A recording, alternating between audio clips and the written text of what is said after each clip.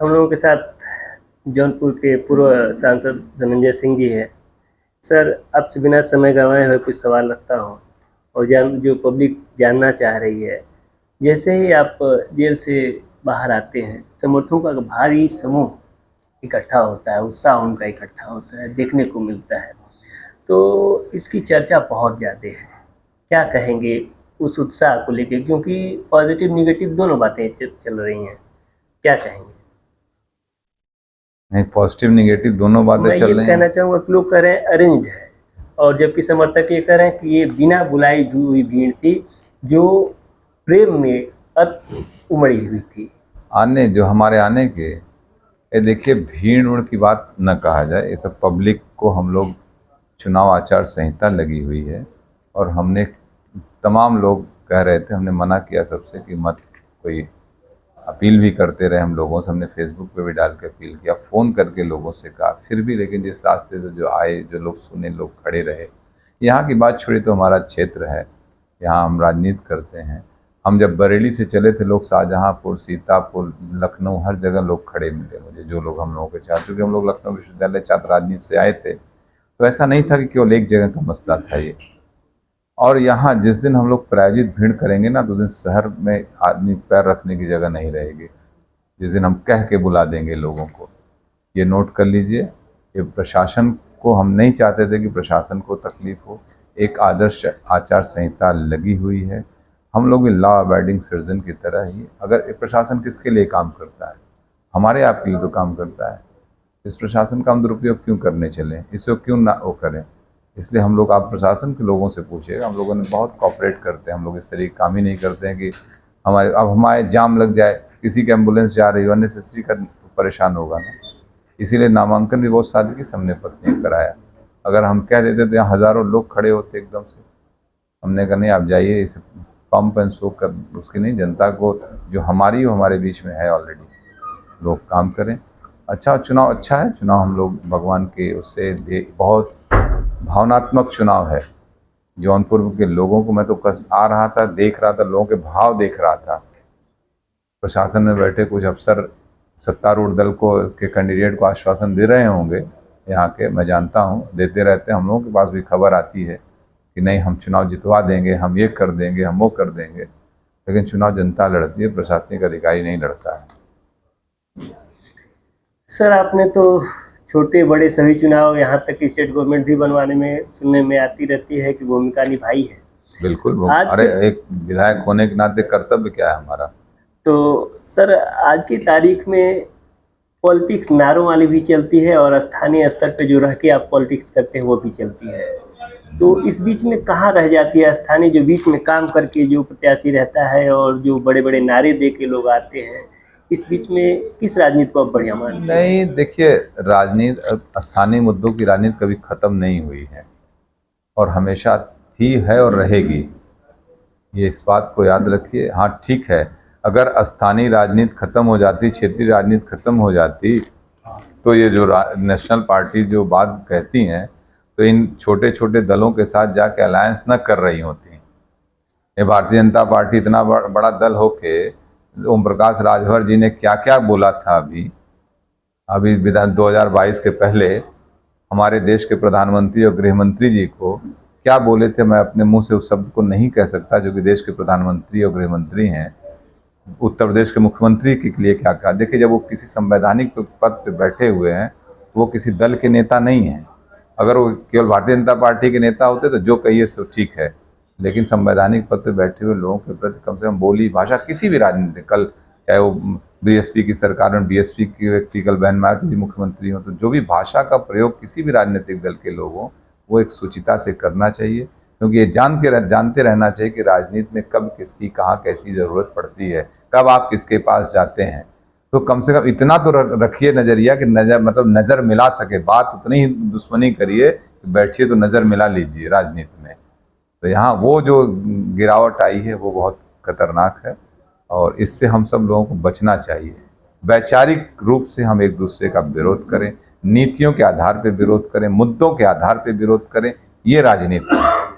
राजनीति ये नहीं है कि हम किसी को अब व्यक्तिगत प्रहार बनाने लगें।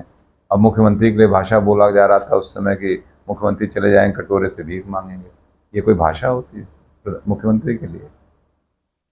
तो ऐसी चीज़ों से आज आज उन्हीं दलों से समझौते करने पड़े। अगर इतनी ताकतवर थी भारतीय जनता पार्टी तो क्या कौन सी ऐसी कठिनाई पड़ गई जो आप उनको लेके आप सरकार बना ली, अपने सरकार में शामिल कर ली? गलत कह रहा हूँ तो बताइए आप। तो एक ऐसा उदाहरण एक दे रहा हूँ, ऐसे कई उदाहरण है पूरे देश में जा जाके समझौते का। कांग्रेस भी कर रही है, भाजपा भी कर रही है। बोलना कुछ है, करना कुछ है, अभिव्यक्ति कुछ है इनकी और आचरण कुछ है, दोनों में अंतर है। सर एक ट्रेंड कर रहा है पूरे जौनपुर पे, जब आप सर्च करेंगे समाचार को तो स्थानीय बनाम बाहरी का एक नारा ट्रेंड कर रहा है। तो विपक्षी कह रहे हैं ट्रेंड कराया जा रहा है। हम लोग क्यों कराएं? हमको कोई मतलब ही नहीं है, पब्लिक करती है। ऐसा है 10 सालों में पब्लिक यहाँ पे एमपी के रूप में किसी को नहीं, हम ही लोग न पद पे रहते हुए भी हम लोग एमपी के रूप में या पब्लिक के बीच, जो पब्लिक की रिस्पॉन्सिबिलिटी थी जनता की, ठीक है विधायी कार्य तो सांसदों ने किया होगा अपना, मैं नहीं कह सकता, उस पर मैं नहीं टिप्पणी करने जाऊंगा, किसी का रिपोर्ट कार्ड नहीं देखा हूँ। लेकिन जो जनता के बीच में रह के जनता की समस्या का समाधान करना था वो 10 सालों से निरंतर मैं ही कर रहा हूँ। तो इसलिए पब्लिक को ये बात लग रही होगी। पब्लिक तो हमें ही सरल और सुलभ पाई ना शहर में, यहाँ हमसे मिलकर, हमसे बात करके, हमसे किसी करना प्रशासनिक स्तर पे काम हो, कहीं कोई भी काम हो छोटा मोटा, हम ही से करती कराती रही है। और हम हमारे टीम के रूप में हम लोग काम करते रहे यहाँ पर, तो उसका लाभ हम लोगों को मिलता है। और पब्लिक भी कोई चीज़ भूलती नहीं, जनता है, जनता की भी एक अपनी जिम्मेदारी और जवाबदेही है ना।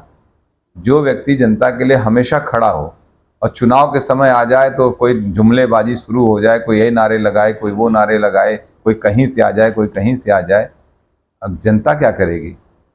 पब्लिक ठगी हुई महसूस करती है। तो ये इस बार बहुत, मैं कह रहा बहुत भावनात्मक चुनाव है। पब्लिक को भी लगता है यार हम लोग क्यों ठगे जाएं बार बार, और जितना जौनपुर के लोगों को जितनी आवश्यकता है जिस वर्ग, उसके लिए हम सक्षम है कार्य करने के लिए।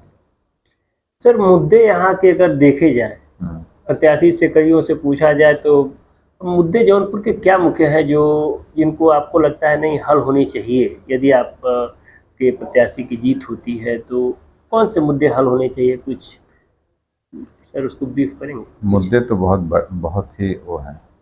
देखिए सबसे बड़ी चीज़, जिस हिसाब से देश में पर व्यक्ति कर्जे बढ़ रहा है वो खतरनाक है, समझ रहे हैं।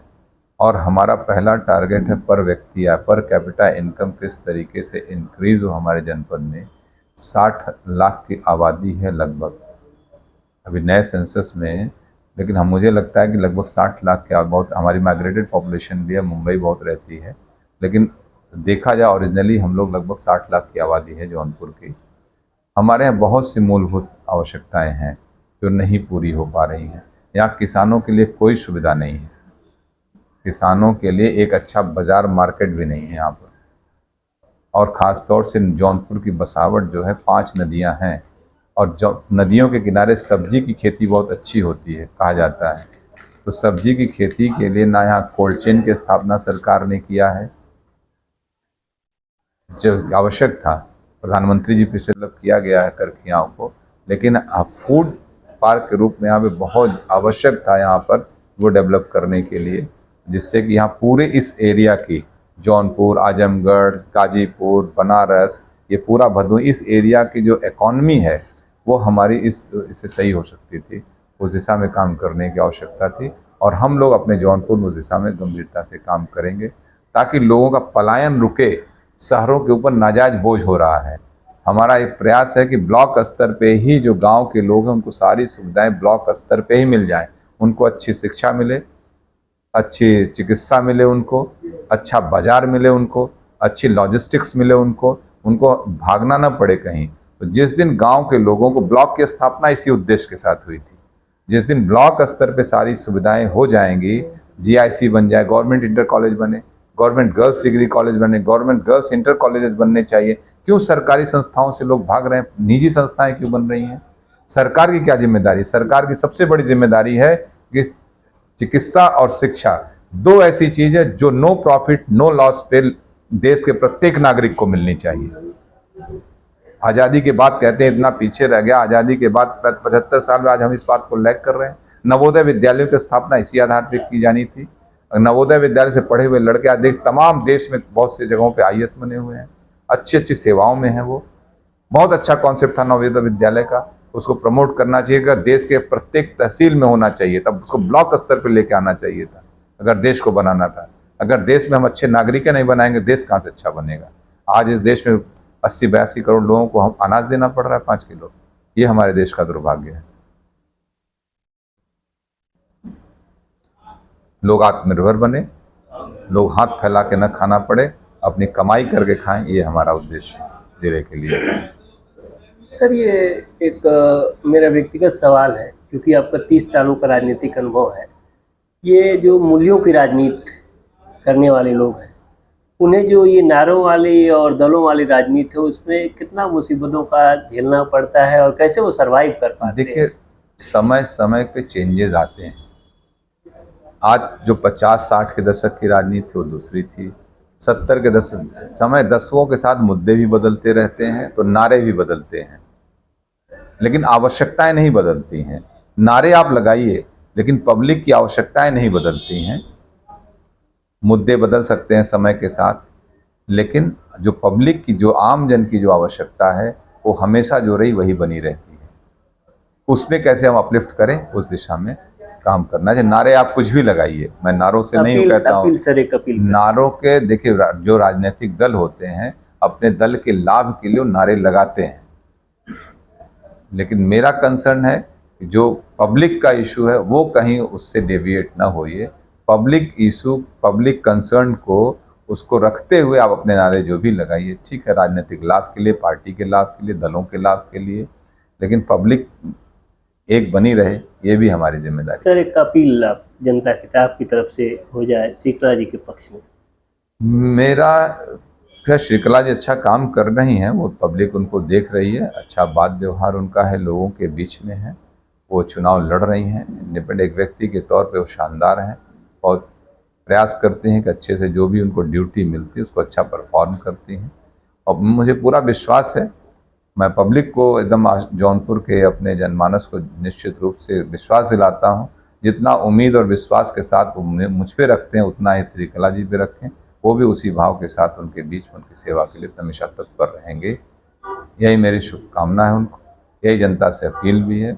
और साथ साथ मैं अपने लोगों से अपील करूंगा, ये चुनाव का पर्व है, बहुत शांति से, सादगी के साथ, संजीदगी के साथ सब लोग अपनी जिम्मेदारियों को समझते हुए अपने जनपद के बेहतरी के लिए मतदान करिए, बगैर किसी भेदभाव के, बगैर किसी लड़ाई झगड़े के, क्योंकि ये मान के चलिए कि हम सब लोग इस देश के नागरिक हैं। अलग जाति धर्मों में हम बटे हुए, अलग विषय है।